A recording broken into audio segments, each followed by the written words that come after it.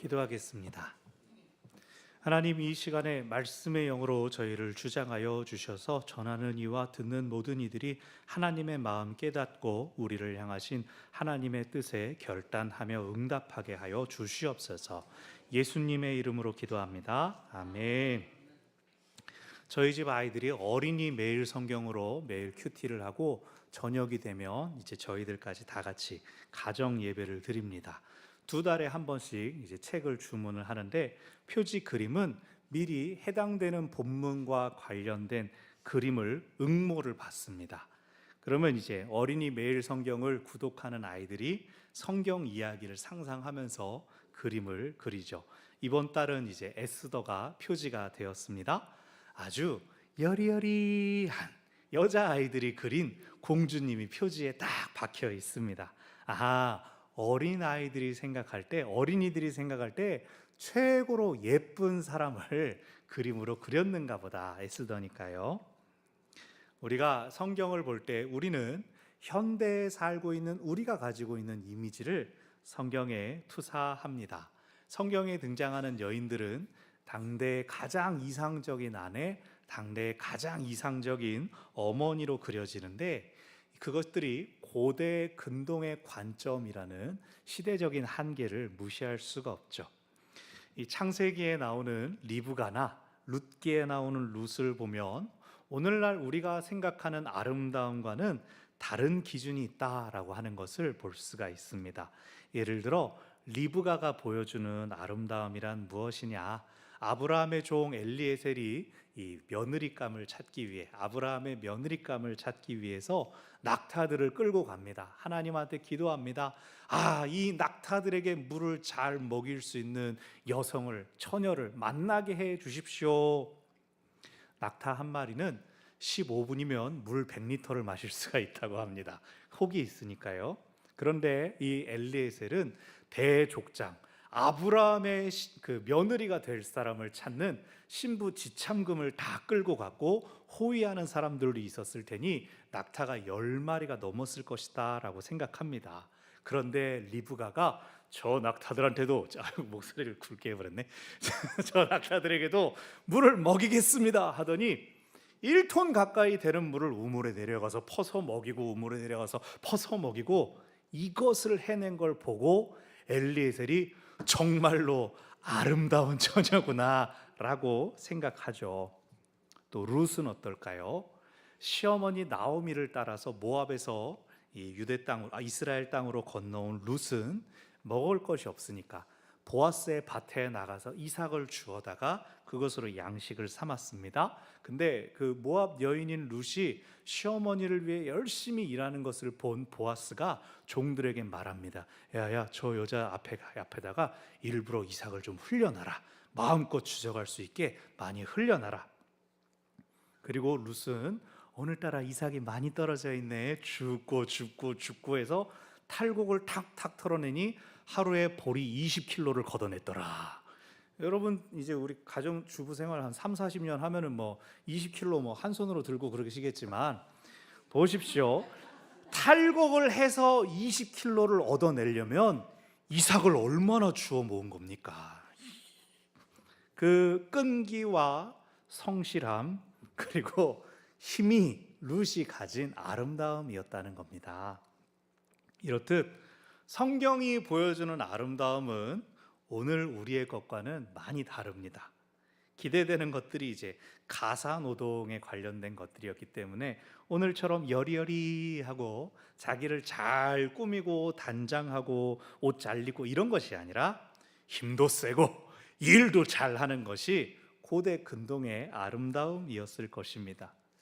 그런 차원에서 본다면 우리가 오늘 그리고 다음 주에 살펴볼 에스더의 아름다움이라는 것도, 물론 페르시아 왕실의 미의 기준이 양치고 농사 짓는 범부들하고 같지는 않았겠지만 오늘날 연예인들처럼 마르고 하얗고 이러지는 않았을 것 같습니다. 앞에 말씀드린 어린이들이 생각하는 공주님하고도 다를 것 같습니다.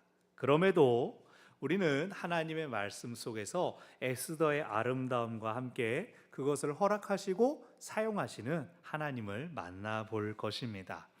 아까 룻기를 언급했는데 룻기와 에스더에 비슷한 점들이 많이 있습니다. 제일 큰 것은 책 이름이 주인공 이름이 아닙니다. 룻기의 주인공은 룻이 아니에요. 누굴까요? 시어머니인 나오미가 주인공입니다.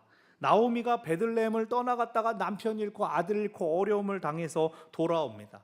나오미가 룻을 보내서 먹을 것을 공급받고 나오미가 룻을 보내서 보아스와 만나게 합니다. 그래서 룻기 1장에서 나오미가 슬픔을 당했다. 그리고 맨 마지막 룻기 4장에 가서 나오미가 기뻐했다. 그렇게 마무리가 됩니다. 그래서 룻이 핵심적인 역할들을 하고 있지만 그 모든 것들을 주도하고 또 영향을 받는 것은 나오미입니다. 에스더도 마찬가지입니다. 에스더가 주인공이 아닙니다. 누가 주인공일까요? 일부 들으셨어요? 그녀를 양육하고 그녀를 키우고 또 그녀를 돕고 또 다시 그녀의 도움을 받는 사촌 오빠 모르드게가 주인공입니다. 모르드게는 포로로 끌려간 유다인 전체를 상징하는 개인입니다. 에스더서는 시기적으로는 기원전 480년경을 배경으로 합니다. 당시에는 유다를 멸망시켰던 바벨론도 다 사라졌고 페르시아가 통치하던 시기였습니다. 페르시아는 관용 정책을 펼쳐서 바벨론의 포로였던 민족들이 이제 다시 원래 땅으로 돌아가 자기 신들에게 예배할 수 있도록 했습니다. 하지만 포로로 끌려와서 수십 년을 살다 보니까 이제 뭐 큰 어려움 없으면 여기서 계속 살아도 되겠다. 그렇게 마음을 먹은 사람들이 나타났습니다. 그들은 디아스포라 유대인들로서 성전이 없던 시기부터 성전이 다 멸망당한 시기 때부터 일상에서 말씀을 중심으로 자기들의 신앙 문화, 유대교 문화를 굳게 지켰습니다. 성전이 재건된 이후에는 아마 유월절 등의 큰 절기가 있을 때 성전으로 순례를 1년에 한 번 혹은 3번 순례를 다녀왔을 것입니다. 그렇게 성전으로 순례를 찾아왔던 디아스포라 유대인 중 가장 유명한 사람이 누군지 아십니까? 구레네 시몬입니다. 구레네는 북아프리카의 트로폴리를 의미합니다. 아마 그래서 그 로마 군인들이 봤을 때 건장한 흑인 남성이 서 있는 것을 보고 야, 네가 와서 십자가를 져라 라고 했던 것이죠. 에스더서는 페르시아 땅에 정착해서 살아가던 유다인, 디아스포라 유다인들의 모습을 보여줍니다. 에스더서에는 직접적으로 하나님 나를 도와주십시오, 살려주십시오, 하나님께 구하거나 혹은 하나님께서 이렇게 응답하셨다라고 하는 구절은 나타나지 않습니다. 표면적으로 나타나지 않습니다. 그래서 종교개혁가인 루터는 이 에스더서는 정경에서 빼야 된다라고 주장하기도 했습니다. 그러나 오늘 본문에도 나온 것처럼 그들이 금식하며 기도하는 것, 그리고 이방인들이 유대인에 대해 언급하는 것들을 볼 때 유다인들이 고유한 야훼 신앙, 여호와 신앙을 꾸준히 지켜가고 있었다라고 하는 것을 알 수가 있습니다. 이미 루터 이전에 397년에 있었던 카르타고 공의회에서 초대교회는 에스더서를 정경으로 포함시켰고 오늘날까지 에스더를 통하여 많은 성도들이 귀한 영적인 도전들을 받고 있습니다. 에스더서의 시대적 배경, 기원전 480년경에 페르시아를 다스리고 있었던 왕은 아하수에로입니다. 이 아하수에로라는 이름이 구약 성경에 에스더서뿐만 아니라 다니엘, 에스라에도 나오게 되는데 다니엘과 에스라에 나오는 아하수에로는 이름은 같지만 실제로는 전혀 다른 왕들입니다. 에스더에 나오는 아하수에로는 여러 설들이 있지만 가장 유력한 것은 크세르크세스 1세입니다. 에스더서 1장에 나오는 것처럼 그는 강력한 왕, 힘으로써 인도부터 에디오피아까지 이르는 127개의 지방을 다스리는 왕이었습니다. 그 모습이 유명한 영화 300에 나오는 크세르크세스입니다. 온몸에 황금칠을 하고 나는 관대하다 맨날 떠들면서 황금 가마를 타고 다니던 변태 같던 그 왕입니다. 그러나 그 영화에서 유일하게 이제 다루는 역사적인 진실, 팩트는 페르시아가 졌다 이것뿐이니까 우리가 괜히 에스더서를 읽으면서 관대한 그 황금 변태인가 이렇게 생각하실 필요는 없다는 거. 강력한 힘으로 여러 나라들을 굴복시킨 페르시아는 온갖 이국에서 들어온 보물들로 사치와 향락을 누렸습니다. 1장을 보면 여러 지방들을 정복한 기념으로 왕이 무려 6개월 동안이나 잔치를 벌입니다. 6개월의 잔치가 끝나면 뭐 해야 됩니까? 술꾼들이 밤새 술 마시고 나서 아침에 어떡합니까? 해장술 마시는 것처럼 아이고 6개월 동안 잔치를 했으니 이제 마무리하자, 일주일만 잔치를 하자, 그렇게 또 잔치를 벌입니다. 거기서 사건이 납니다. 실제로 관용주의를 펼쳤던 페르시아답게 술을 너무 억지로 마시지 말아라, 개인이 잘 조절해서 마셔라, 그렇게 했는데 그만 왕이 술에 취하고 맙니다. 술에 취한 왕이 갑자기 우리 이쁜 왕비가 보고 싶다, 왕비 나오라 그래라 불렀습니다. 고대 근동에서 여성들이 남자의 트로피 같은 그런 역할을 했던 못된 관습이 있었죠.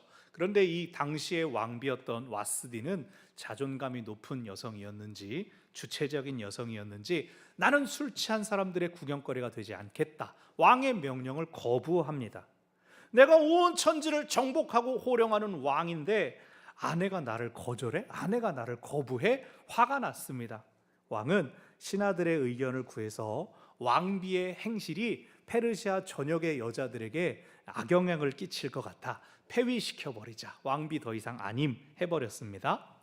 여러분, 지금까지 듣고 페르시아가 어떤 나라 같습니까? 여러 다른 나라들을 정복했지만 다른 한편에서는 술잔치로 날들을 보내고 사치하고 있습니다. 그 당시에 마시던 술잔들이 다 금으로 만들었는데 하나도 똑같은 모양이 없었다라고 말합니다. 다 일일이 수공예로 만든 다양한 금잔을 썼다는 거죠. 왕은 술에 취해서 왕비를 찾고, 왕비는 술에 취했어도 자기 남편일 뿐만 아니라 왕인데 왕의 명령을 거절합니다. 왕이 왕비를 향하여 서운하네, 꿀물 타주세요, 이런 말 하는 것도 아니고 신하들과 협의한 다음에 이제 왕비 안 해버려, 폐위시킵니다. 그래서 이 에스더서의 저자는 독자들로 하여금 페르시아 이거 별거 아닌데 좀 깔보게끔 하는 의도를 가지고 있습니다. 그래서 세상에서는 강하고 센 것 같았지만 사실은 좀 찌질하고 좀스럽다라는 인상을 품게 하죠. 그게 이제 이어지는 조치에서 나타납니다. 왕이 나중에 생각하니까 내가 술에 취해가지고 좀 심했던 것 같다, 항상 후회하죠. 그걸 안 신하들이 왕을 달래기 위해서 한다는 조언이, 왕이시여, 왕비를 새로 뽑아야겠습니다. 방식은 나라의 아름다운 처녀들 다 불러 모은 다음에 공개 오디션을 제안을 합니다. 그러나 또 프로듀스 페르시아 이렇게 해가지고 뭡니까? 페르시아 가 탤런트 이런 거 하는 게 아니라, 대국민 투표가 아니라 전국에서 모인 처녀들을 1년 동안 잘 단장하고 왕비를 모으기 위해 또 1년 동안을 단장시킨 다음에 왕이 하룻밤을 보내보고 결정하십시오라고 합니다.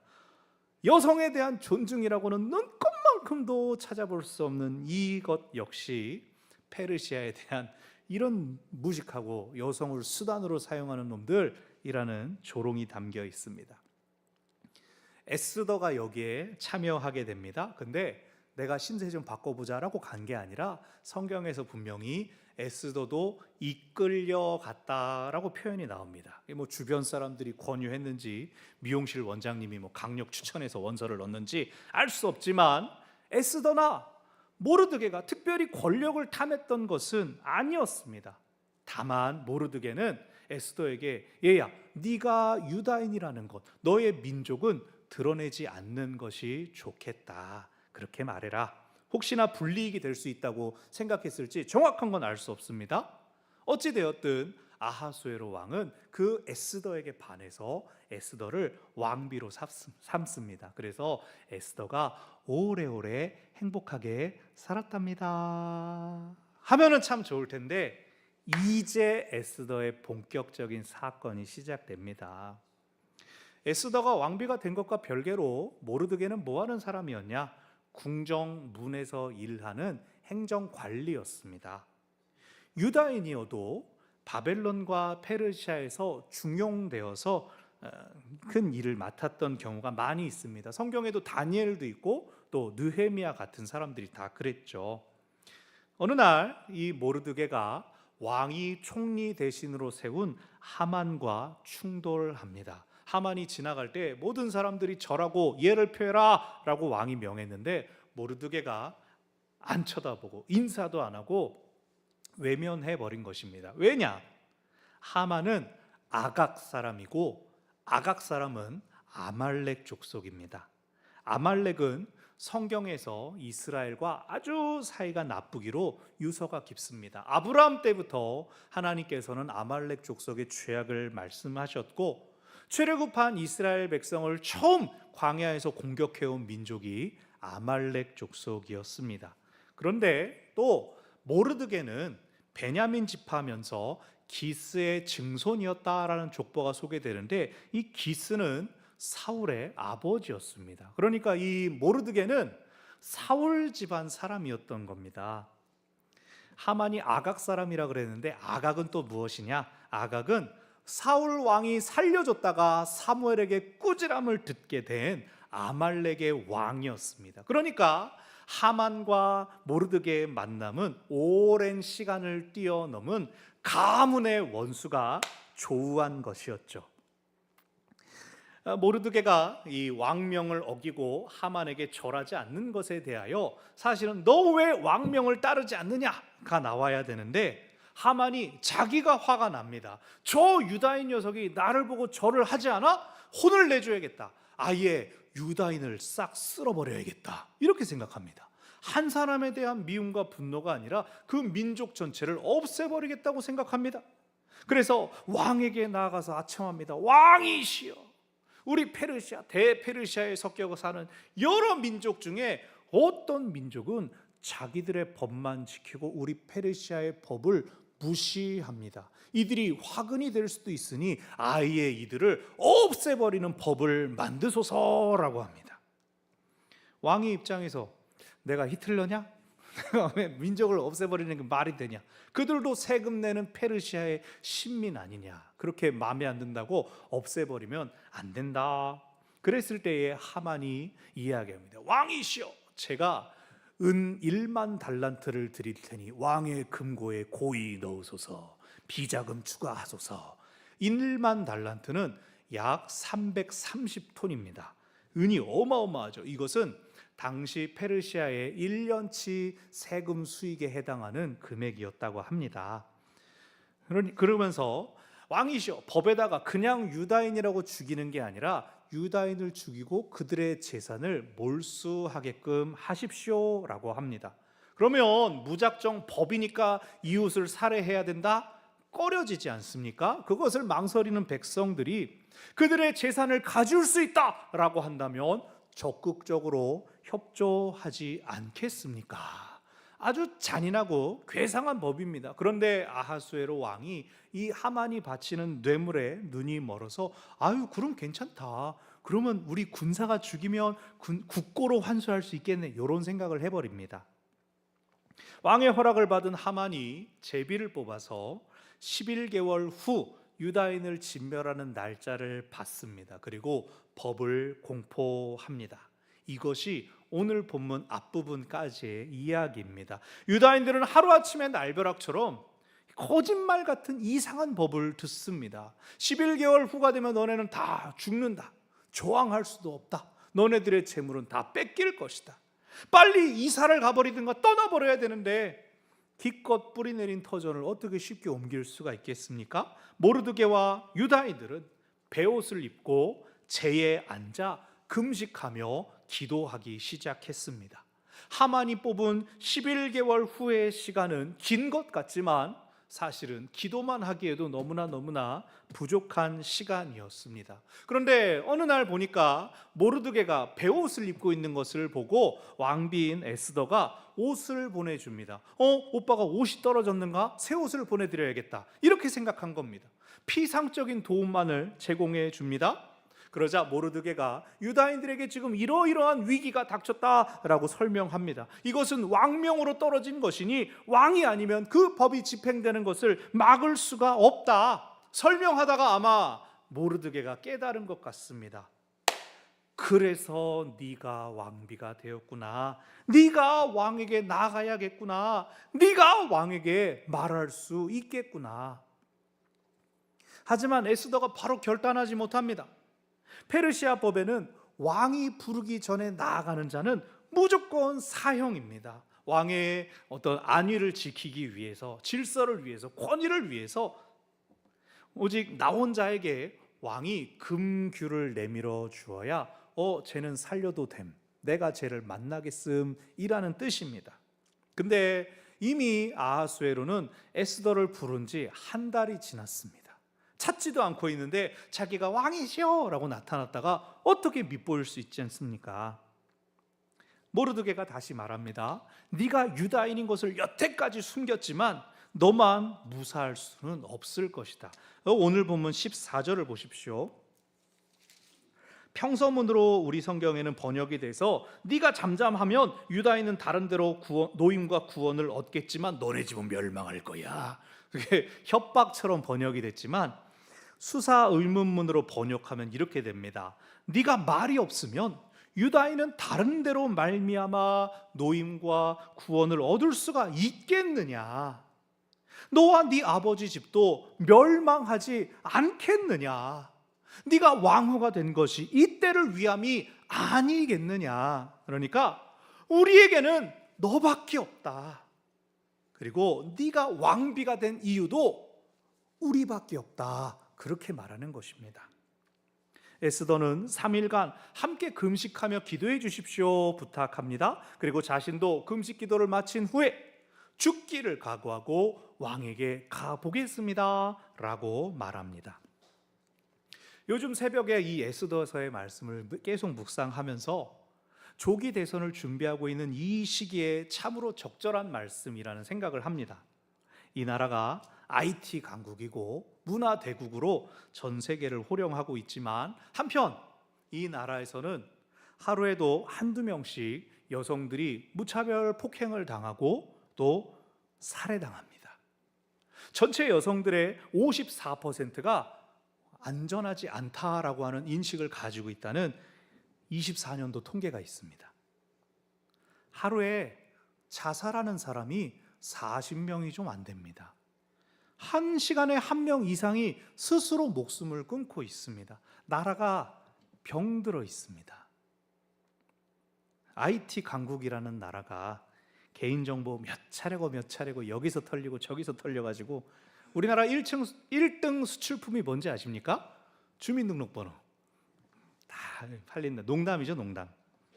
근데 이걸 책임지고 관리하는 기업들이 해결을 해주는 게 아니라 피해자를 탓하고 피해 입은 걸 규명을 해야 보상을 해주죠 라고 자기 이익 챙기고 있고, SK 쓰시는 분들 뭐 유심 교체나 뭐 이러저러 다 하셨습니까? 뭐 날이 지나고 또 악성 코드가 어쩌고 뭐 뉴스가 계속 나오는데 뭐 SK뿐만 아니라 뭐 다른 데도 만만치 않죠. 사실 우리나라 3대 통신사는 이미 다 털린 역사가 있어서 이럴 때에 참으로 우리 장로님 기도해 주신 것처럼 나라의 지도자가 바르고 상식적인 사람, 누가 봐도 신뢰가 가고 중심을 잘 잡아서 민심을 아우를 수 있는 사람, 또 외교적으로 이 우리나라의 어려움을 해결할 수 있는 사람이어야 할 텐데요.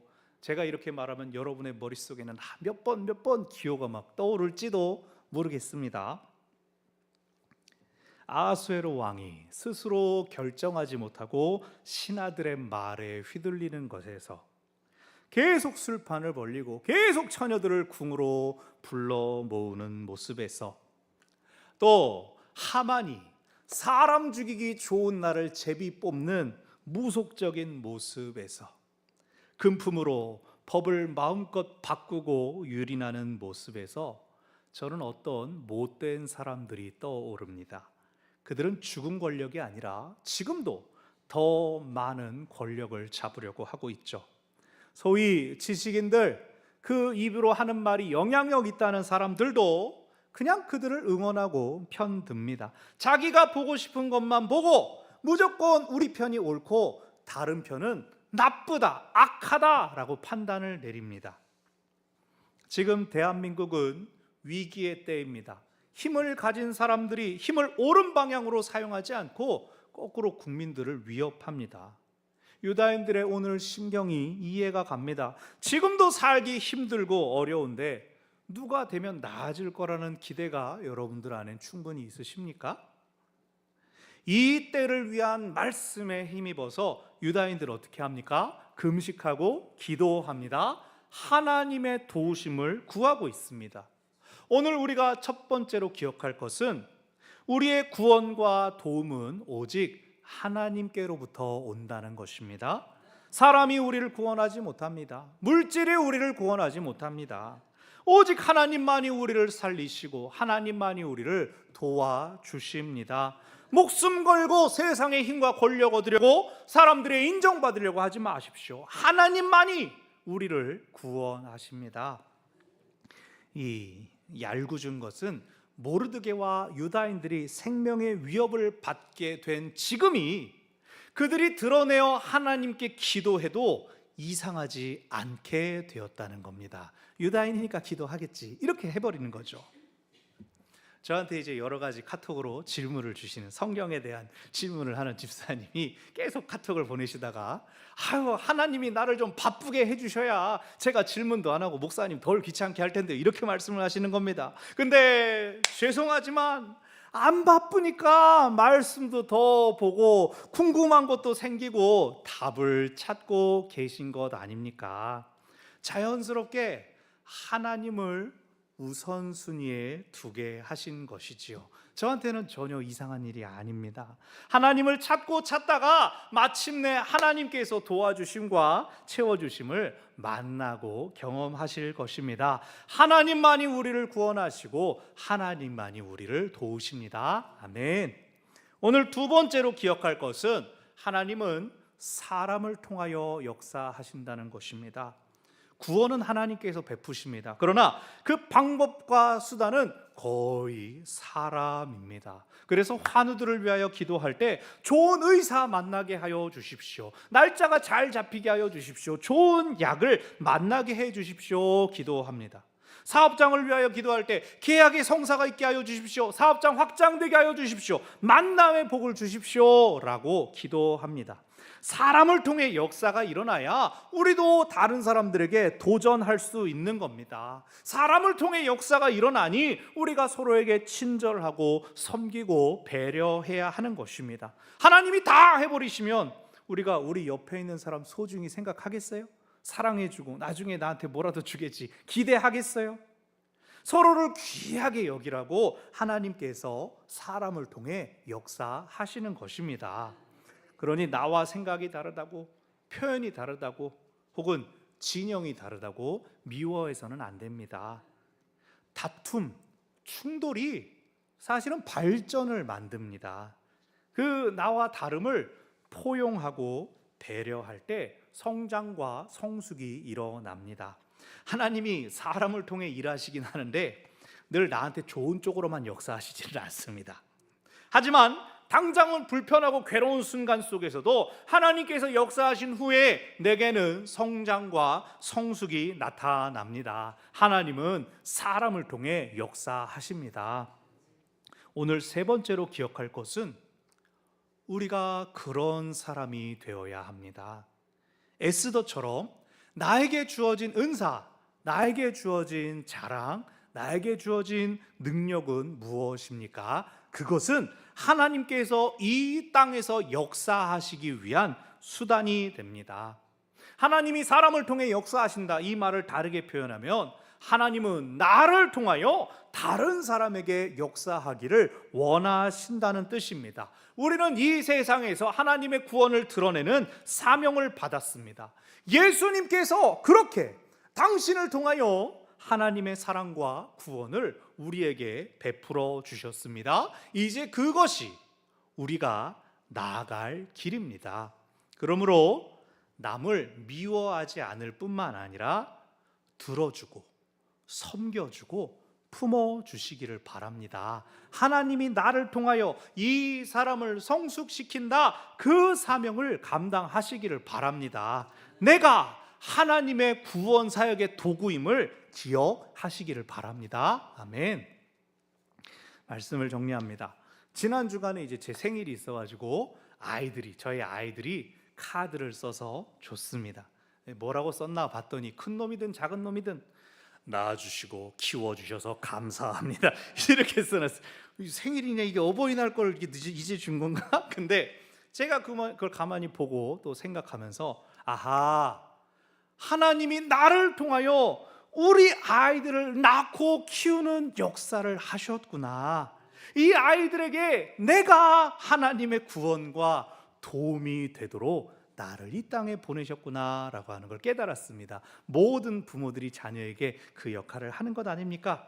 그리고 또 한편 도전이 됩니다. 나의 아이들뿐만 아니라 내가 누구에게 하나님을 드러내고 있을까? 나의 은사와 자랑이 어떻게 누군가에게 하나님의 구원과 도움을 드러낼까? 여러분은 무엇을 어떻게 하시겠습니까? 기도하겠습니다.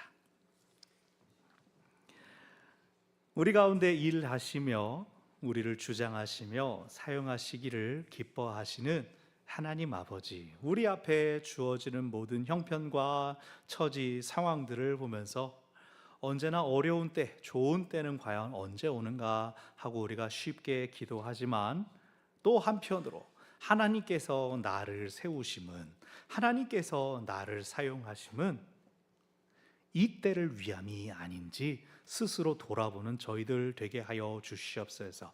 하나님께서는 이 땅을 향한 구원 사역을 조금도 멈추신 적이 없었는데, 내가 그것을 바라고 기다리고 있으면서 또 한편으로는 내가 그 하나님의 역사를 이 땅 가운데 드러내는 것을 게을리하고 있지는 않았습니까? 우리를 쓰기 원하시는 하나님의 부르심에 응답하여서 다른 이에게 하나님의 살아계심과 능력 있으심을 드러내는 축복의 통로로서, 은혜의 도구로서 우리가 하나님께 쓰임 받기를 원합니다. 주께서 저희를 보내시고 저희를 사용하여 주시옵소서. 내가 가진 은사와 재능, 자랑을 통하여, 능력을 통하여서 하나님의 역사를 이 땅 가운데 드러내는, 그리하여 어지럽고 혼란한 이 때가 하나님의 질서 가운데 세워져 가는 것을 보는 우리들이 되게 하여 주시옵소서.